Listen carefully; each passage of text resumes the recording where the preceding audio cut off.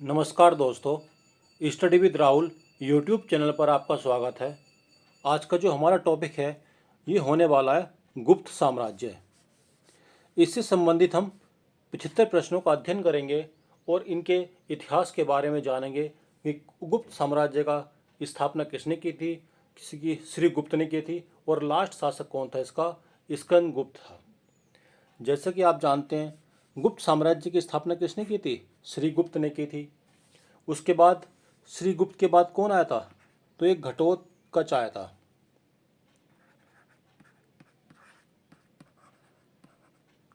घटोत्कच के बाद कौन राजा बना था, तो ये बना था चंद्रगुप्त प्रथम। चंद्रगुप्त प्रथम। इसके बाद कौन आया था, ये समुद्रगुप्त आया था। समुद्रगुप्त के बाद कौन आया था, चंद्रगुप्त द्वितीय आया था। चंद्रगुप्त द्वितीय के बाद कौन आया था, ये कुमारगुप्त आया था। ये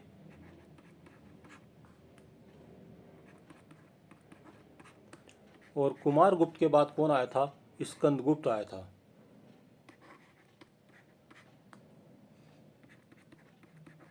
तो इस क्रम को आपको याद रखना है।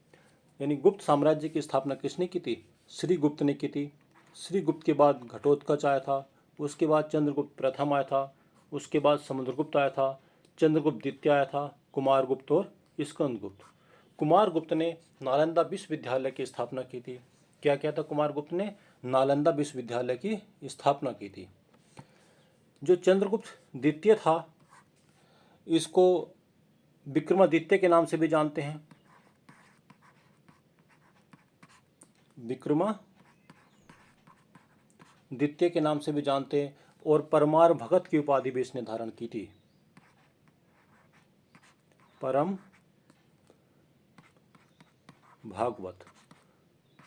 भागवत और विक्रमादित्य की उपाधि किसने, चंद्रगुप्त द्वितीय ने धारण की थी। समुद्रगुप्त को भारत का नेपोलियन के नाम से जानते हैं। भारत का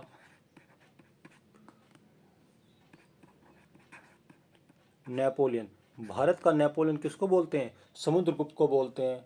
इसको परमार क्रमांक के नाम से भी जानते हैं।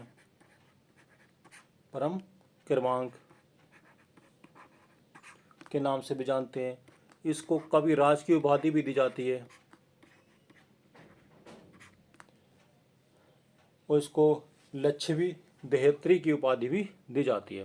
तो ये सभी पॉइंट आपको क्लास याद रखने हैं कि सबसे पहले गुप्त वंश में कौन आया था, श्रीगुप्त, घटोत्कच, चंद्रगुप्त प्रथम, समुद्रगुप्त, चंद्रगुप्त द्वितीय, कुमारगुप्त और उसके बाद स्कंदगुप्त। गुप्त वंश का प्रथम शक्तिशाली राजा कौन था, तो यहाँ पर इसका आंसर हो जाएगा, जो गुप्त वंश का शक्तिशाली राजा था वो हमारा चंद्रगुप्त प्रथम हो जाएगा। गुप्त संवत की शुरुआत कब की गई थी, तो 319 से लेकर 320 ईस्वी के बीच में गुप्त संवत की शुरुआत की गई थी। समुद्रगुप्त को जो भारत का नेपोलियन, ये किसने कहा था, B.A. स्मिथ ने समुद्रगुप्त को भारत का नेपोलियन कहा था। प्रयाग प्रशस्ति के रचयिता कौन थे, तो ये हरिश्चंद्र हो जाएंगे। प्रयाग प्रशस्ति का के जो रचयिता कौन थे, ये हरिश्चंद्र हो जाएंगे। गुप्त काल में स्वर्ण सिक्कों को क्या कहा जाता था, तो दिनार। गुप्त काल के जो स्वर्ण सिक्के कहलाते थे इनको किस नाम से जानते थे, दिनार के नाम से। चंद्रगुप्त द्वितीय को किस उपाधि से जाना जाता है, तो विक्रमादित्य की उपाधि के नाम से जाना जाता है। इसको परमार भगत के नाम से जाना जाता है। और चंद्रगुप्त द्वितीय के समय में 9 रत्न रहते थे। कौन रहते थे, 9 रत्न रहते थे। इसके दरबार में कौन रहते, 9 व्यक्ति रहते थे, जिनमें से 9 रत्नों में एक कौन थे, कालिदास थे।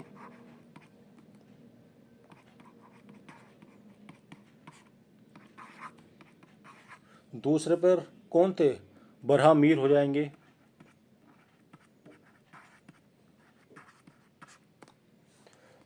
तीसरे पे कौन हो जाएंगे,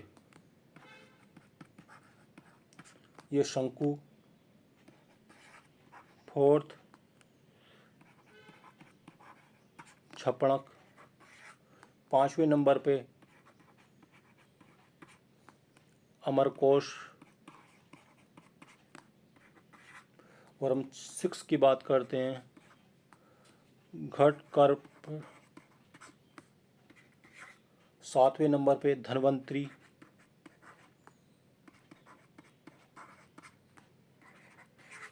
अगर हम 8वें की बात करेंगे, बरूची।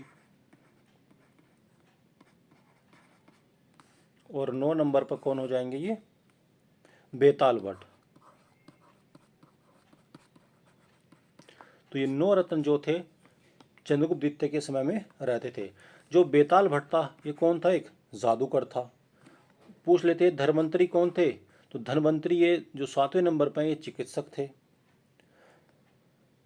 घटकर्पर कौन थे ये, तो घटकर्पर जो थे एक सलाहकार थे। छपणक कौन थे ये ज्योतिषी थे।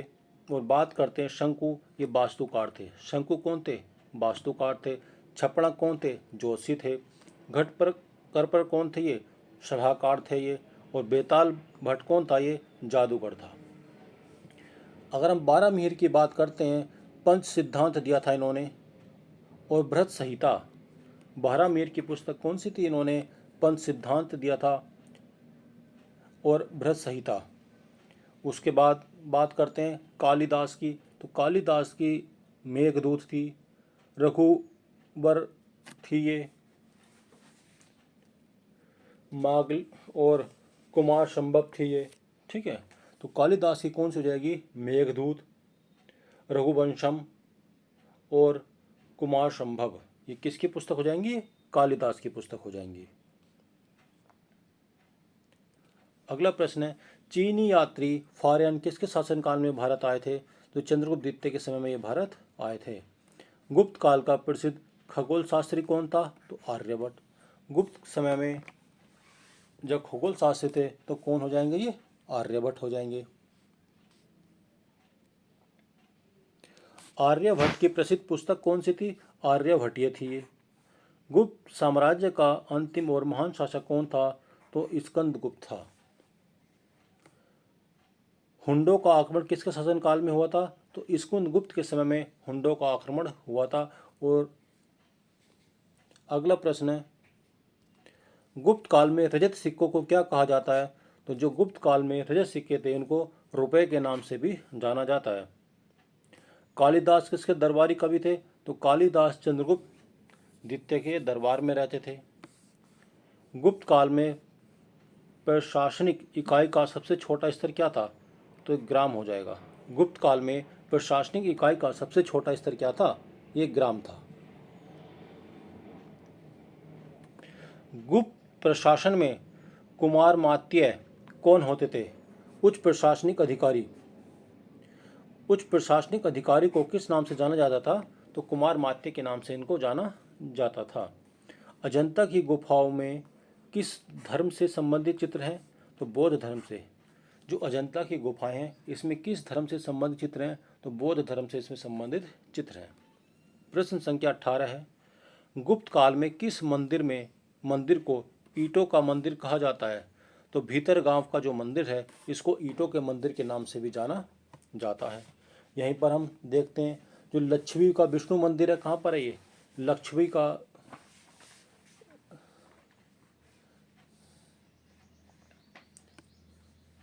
देखो, गुप्त काल कि किस मंदिर को ईंटों का मंदिर कहा जाता है, तो भीतर गांव का मंदिर को बोला जाता है। तिबांग का विष्णु मंदिर, ठीक है।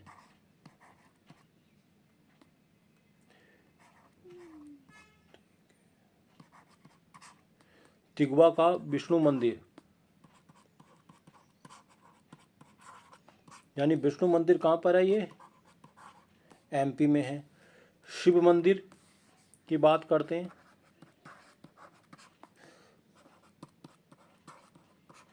ये शिव मंदिर कहाँ पर है, ये भी एमपी में। विष्णु मंदिर, शिव मंदिर कहाँ पर है, ये एमपी में स्थित है। ये 10 अवतार मंदिर कहाँ पर है, ये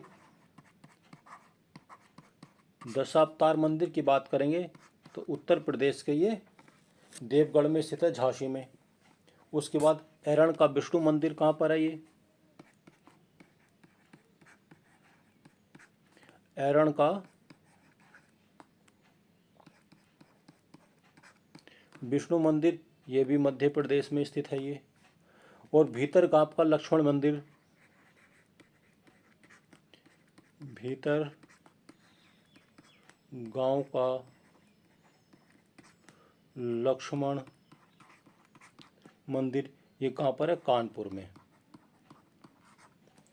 भीतरगांव का लक्ष्मण मंदिर कहाँ पर है? कानपुर में है। तिबांग का विष्णु मंदिर मध्य प्रदेश में। शिव मंदिर कहाँ पर है? ये मध्य प्रदेश में। दशावतार मंदिर कहाँ पर है? उत्तर प्रदेश में। ऐरण का विष्णु मंदिर कहाँ पर है? ये मध्य प्रदेश में स्थित है ये। ईंटों का मंदिर कौन सा था? तो भीतरगांव का मंदिर हो जाएगा ये। प्रश्न संख्या 19 है ये। गुप्त काल में सर्वाधिक भूमि दान किसको दिया जाता था? तो ब्राह्मण को। जो गुप्त काल में भूमि का दान किया जाता था वो सबसे अधिक ब्राह्मणों को किया जाता था।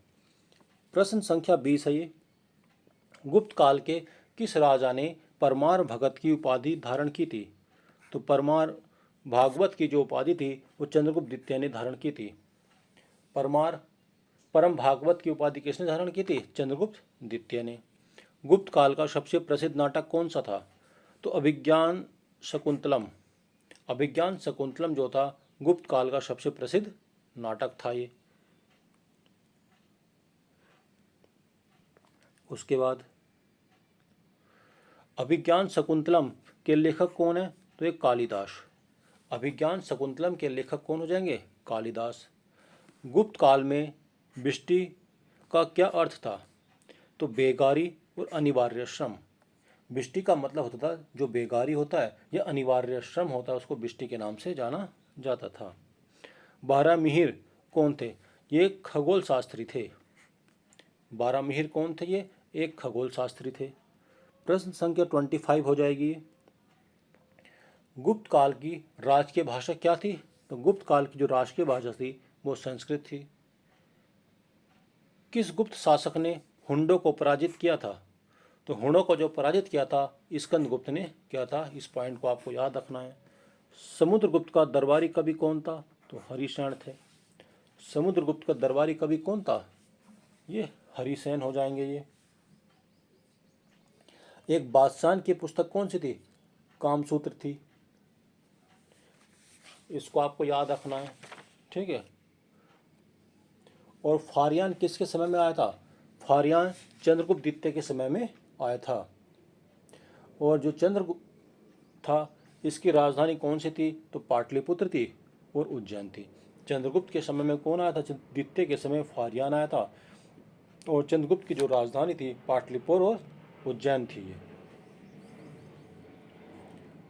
अगला प्रश्न संख्या 28 है।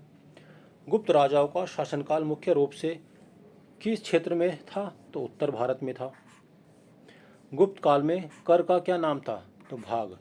गुप्त काल में कर का नाम क्या था? तो इसको कर को भाग के नाम से जानते थे। किस गुप्त शासक को कविराज भी कहा जाता है? तो समुद्रगुप्त को कविराज की नाम से भी जाना जाता है। और समुद्रगुप्त का और क्या नाम था? तो समुद्रगुप्त को लच्छवी देहत्री के नाम से, परम क्रमांक के नाम से, परम भागवत के नाम से और कविराज के नाम से किसको जानते हैं? कवि इसको समुद्रगुप्त को। फिर से सुनना, जो समुद्रगुप्त था इसको परम क्रमांक के नाम से, परम भागवत के नाम से, लच्छवी देहत्री के नाम से इसको जाना जाता है। गुप्त काल में सिंचाई का मुख्य साधन क्या था? तो रहट या अर्घट। रहट के द्वारा गुप्त काल में सिंचाई की जाती थी। प्रश्न संख्या 32 है। किसने गुप्त काल में नालंदा विश्वविद्यालय की नींव रखी थी? तो नालंदा विश्वविद्यालय की नींव जो रखी थी कुमारगुप्त ने प्रथम ने रखी थी। गुप्त कालीन काल का केंद्र कौन सा था? तो गुप्त कालीन कला का जो केंद्र था वो सारनाथ था। गुप्त काल में जो कला का केंद्र था वो क्या हो जाएगा? सारनाथ हो जाएगा। गुप्त युग का आरंभ कब माना जाता है? जो गुप्त युग था उसको 319 ईस्वी से इसको माना जाता है। कब से? 319 ईस्वी से लेके 500 540 ईस्वी तक, 319 से लेकर कब तक, 540 ईस्वी को गुप्त काल को माना जाता है। गुप्त वंश का अंतिम ज्ञात शासक कौन था? तो विष्णुगुप्त था। अगर हम वैसे तो अंतिम शासक किसको बोला जाता है? स्कंदगुप्त को बोला जाता है, लेकिन उसके बाद में भी कौन था अंतिम ज्ञात शासक? तो विष्णुगुप्त हो जाएगा। समुद्रगुप्त किस वाद्य यंत्र को बजाने में निपुण थे? तो समुद्रगुप्त वीणा को बजाने में निपुण थे। ये पॉइंट आपको याद रखना है। प्रश्न संख्या 37 है। चंद्रगुप्त द्वितीय की दूसरी राजधानी क्या थी? तो उज्जैन। अभी हमने बताया था जो इनकी राजधानी कहाँ पर थी? पाटलिपुत्र थी पहली, और दूसरी कहाँ पर थी? उज्जैन थी। गुप्त काल में श्रेणी किसे कहा जाता है? तो व्यापारियों का जो संगठन था उसको श्रेणी के नाम से जाना जाता था। चंद्रगुप्त प्रथम का विवाह किसके साथ हुआ था? तो लच्छवी राजकुमारी कुमार देवी के साथ इसका विवाह हुआ था। चंद्रगुप्त प्रथम का विवाह किसके साथ हुआ था? कुमार देवी के साथ हुआ था। और ये कहाँ की थी? लच्छवी की राजकुमारी थी ये। गुप्त काल में अग्रहार किसे कहते थे? ब्राह्मण को दी गई करमुक्त भूमि, यानी करमुक्त भूमि जो होती थी, जो ब्राह्मणों को दे दी जाती थी, उसको अग्रहार के नाम से जाना जाता था। गुप्तकालीन धनवंतरी कौन थे? तो ये चिकित्सक थे। धनवंतरी कौन थे? ये 9 रत्नों में से एक थे, तो ये एक चिकित्सक थे। प्रश्न संख्या 42 हो जाएगा। महरौली का लोहा स्तंभ किस गुप्त शासक से संबंधित था?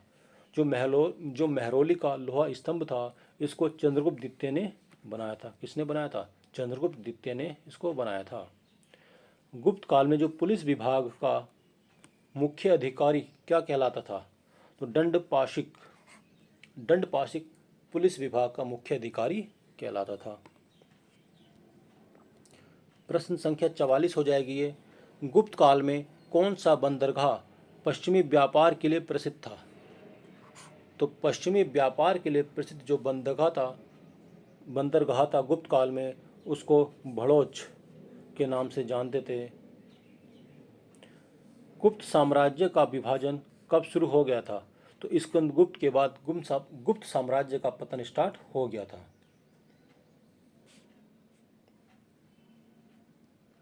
प्रश्न संख्या 46 है। गुप्त राजाओं ने कौन सी मुद्रा सर्वाधिक जारी की थी? तो स्वर्ण मुद्रा को गुप्त काल में सबसे अधिक जारी किया गया था। गुप्त काल में संख्या दर्शन का प्रसिद्ध विद्वान कौन था? अगर हम संख्या दर्शन की बात करते हैं तो ईश्वर कृष्ण थे। ईश्वर कृष्ण जो थे संख्या दर्शन के प्रसिद्ध विद्वान थे ये। चंद्रगुप्त द्वितीय के समय फारयान कितने वर्षों तक भारत रहा था? तो ये 6 से 9 वर्षों तक चंद्रगुप्त द्वितीय के समय कौन आया था? फारयान आया था, और ये 6 से 9 वर्षों तक भारत में रहा था। अगला प्रश्न है, गुप्त काल का प्रमुख बंदरगाह जो पूर्वी तट पर था वो कौन सा हो जाएगा? ताम्रलिप्त। ताम्रलिप्ति क्या था? एक प्रमुख बंदरगाह था ये गुप्त काल में। किस राजा को विक्रमांक की उपाधि दी गई थी? तो विक्रमांक की उपाधि चंद्रगुप्त द्वितीय को दी गई थी। प्रश्न संख्या 51 है। गुप्त काल में गुप्तचरों को क्या कहा जाता था? तो पुरुष। गुप्त काल में जो गुप्तचर होते थे उनको पुरुष कहा जाता था। स्कंदगुप्त का भीतरी स्तंभ लेख किससे संबंधित है? तो जो गुप्त काल का भीतरी स्तंभ लेख है ये हुंडों के आक्रमण से संबंधित है। प्रश्न संख्या 53 है ये। गुप्तकालीन साहित्य का स्वर्ण युग किसे माना जाता है? तो चंद्रगुप्त द्वितीय का जो शासनकाल था इसको साहित्य का स्वर्ण युग के नाम से भी जाना जाता है। गुप्त प्रशासन में विषय क्या था? अगर अब विषय की बात करते हैं तो गुप्त प्रशासन में विषय को एक जिला कहा जाता था। गुप्त काल में विषयपति कौन होते थे? जिले का मुख्य अधिकारी। जिले को क्या बोला जाता था? तो विषय बोला जाता था। और विषयपति कौन होता था? जिले का प्रमुख अधिकारी, ये विषयपति कहलाता था।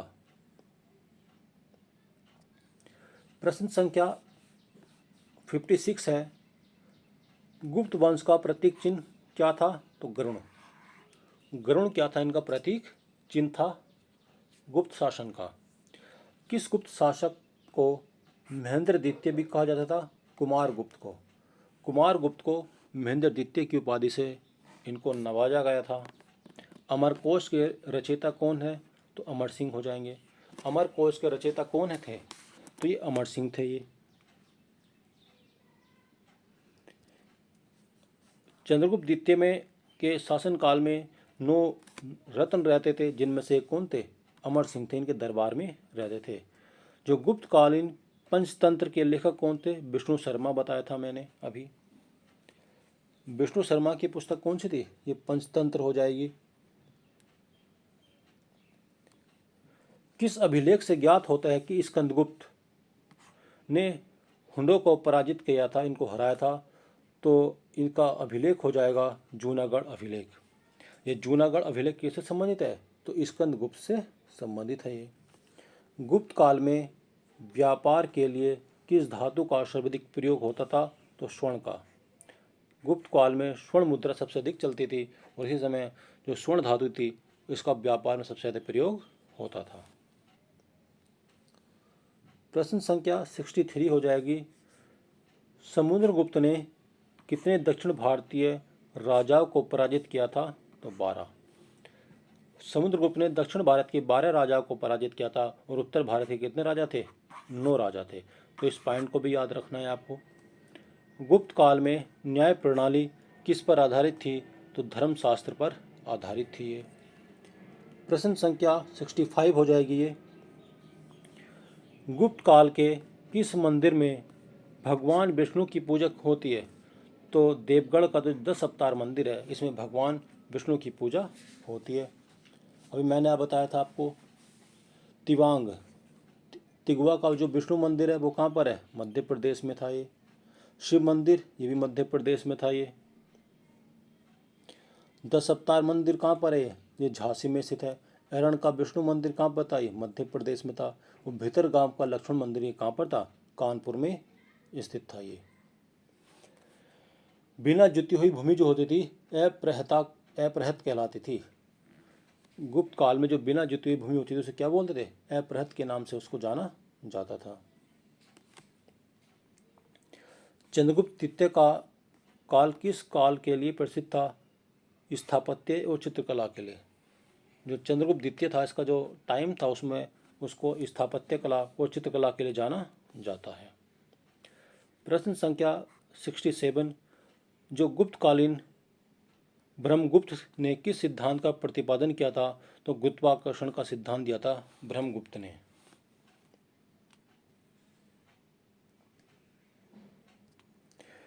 गुप्त काल में भुक्ति क्या थी? तो भुक्ति प्रांत को बोला जाता था। भुक्ति किसको बोला जाता है गुप्त काल में? प्रांत को। प्रांत के प्रमुख को क्या कहा जाता था? तो उपरिक। भुक्ति प्रांत को जो उसका प्रमुख होता था उसको उपरिक के नाम से जाना जाता था। गुप्त काल में ग्रामिक कौन होते थे? तो गांव का मुखिया। ग्राम का मुखिया क्या कहलाता था? ये ग्रामिक कहलाता था गुप्त काल में। प्रश्न संख्या 71 है, समुद्रगुप्त के विजय का उल्लेख किस लेख में है? तो प्रयाग प्रशस्तिका में। समुद्रगुप्त की विजय का उल्लेख किस में था? प्रयाग प्रशस्ति का जो लेख है उसमें क्या मिलता है? समुद्रगुप्त की विजय का उल्लेख मिलता है। गुप्त काल में स्वर्ण को क्या, स्वर्ण सिक्के जो होते थे या स्वर्ण को क्या कहा जाता था? तो सुवर्ण कहा जाता था। सुवर्ण।